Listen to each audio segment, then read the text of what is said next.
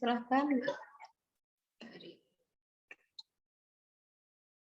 Selanjutnya, pada pembahasan kasus persalinan di sini diketahui dari, Mbak bisa ke analis diagnosa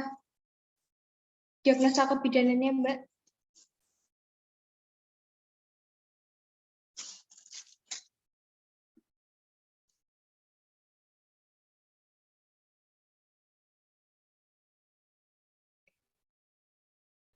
Pada diagnosa kebidanan, Nyonya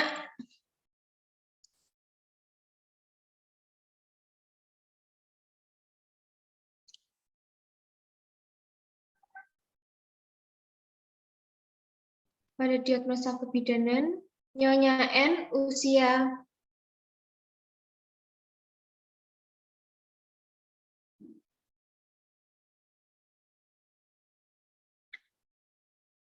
pada diagnosa kebidanan, Nyonya N usia 20 tahun dengan G1PN0A0, usia kehamilan 39 minggu, janin tunggal, hidup intrauteri, puka, letak membujur, presentasi kepala dalam infartu kala 3 fase aktif. Pada penata laksanaan, dilakukan penata laksanaan pada pukul 20:15, bayi lahir normal. Mbak, next, Mbak.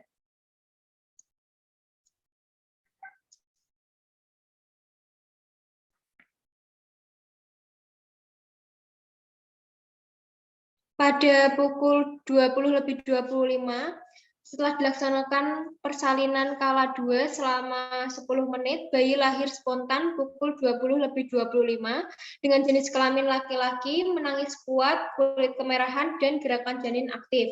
Apgar skor pada menit pertama yaitu 10. Dilanjutkan dengan melaksanakan IMD pada ibu.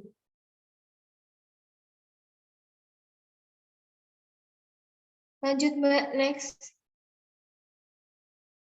Pada pembahasan kasus ini diketahui bahwa pada pukul 20:15 Nyonya N merasakan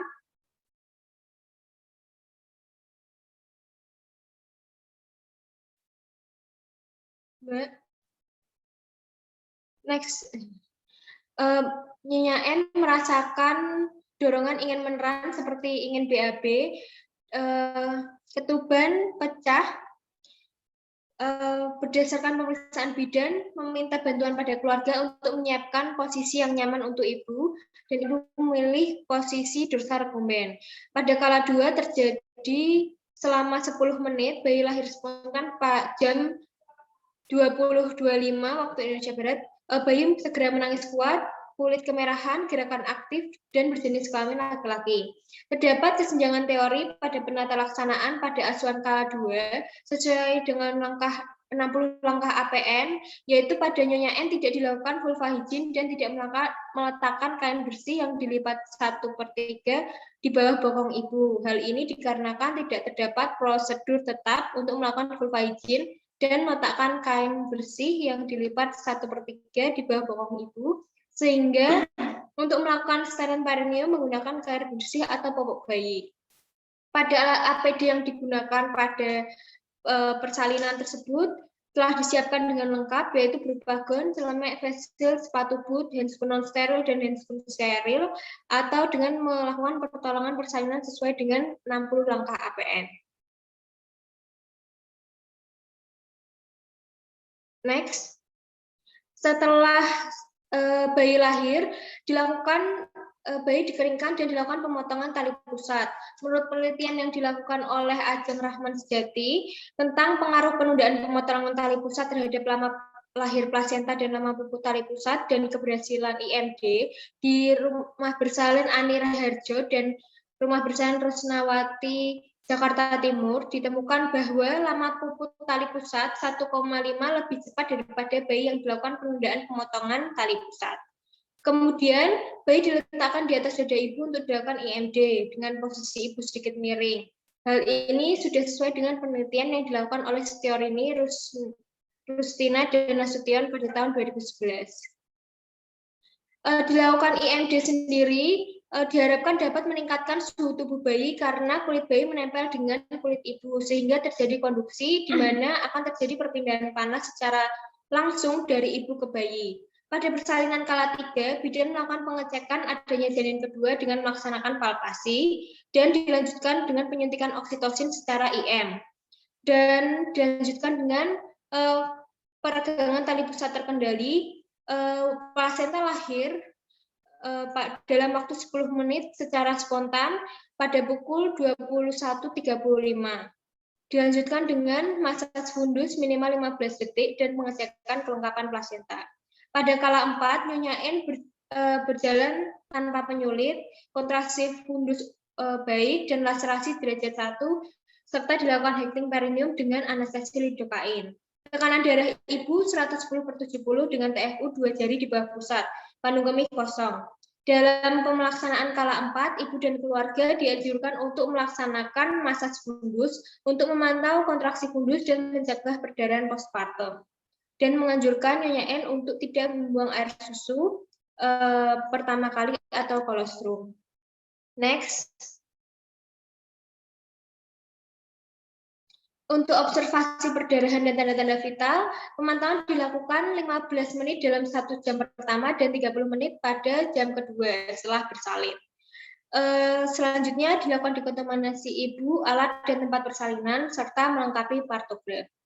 Pada kasus ini tidak terdapat kesenjangan antara teori dan penata laksanaan kasus asuhan persalinan pada kala 3 sesuai dengan APN dan praktek pelaksanaan di lapangan dan khususnya pada persalinan pada Nyonya N. Selama proses persalinan, baik secara fisiologis atau normal maupun patologis, mempunyai kemungkinan atau potensi mengalami berbagai kesulitan ataupun kedaruratan selama proses persalinan, seperti partus lama, partus macet, atau perdarahan, serta emboli air ketuban, preeklamsi dan eklamsi, distosia bau, dan fetal distress. Dengan adanya berbagai kemungkinan terjadinya penyulit, diharapkan tenaga kesehatan lebih peka dalam melakukan deteksi dan memberikan support sistem kepada ibu. Demikian presentasi dari kelompok persalinan. Mohon izin saya kembalikan kepada moderator untuk sesi berikutnya.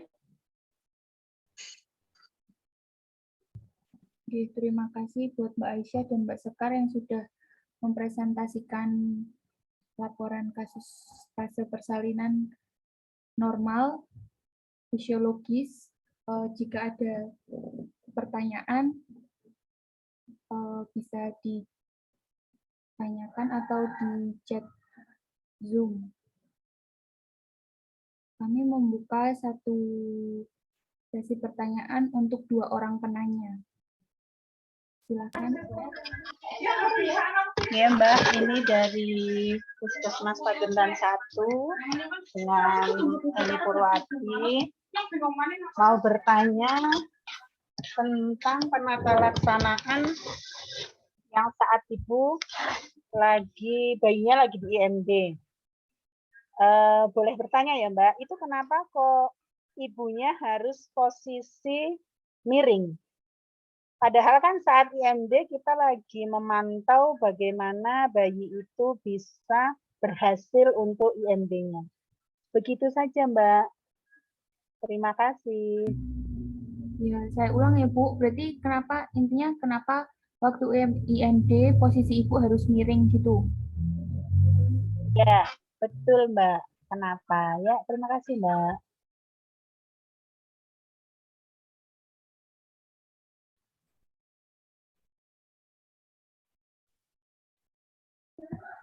Terus satu lagi Mbak, dari Banjarnegara. Itu kan tadi di penata laksanaan untuk proses persalinan normal, ibu tidak mengalami robekan ya, karena hanya derajat 1. Kan kalau derajat 1 itu hanya kulit perineum ya. Apakah kulit perineum itu harus dilakukan heating seperti itu? Apa ya maksudnya, sumbernya sama nggak antara teori dengan praktek? Begitu saja Mbak, terima kasih.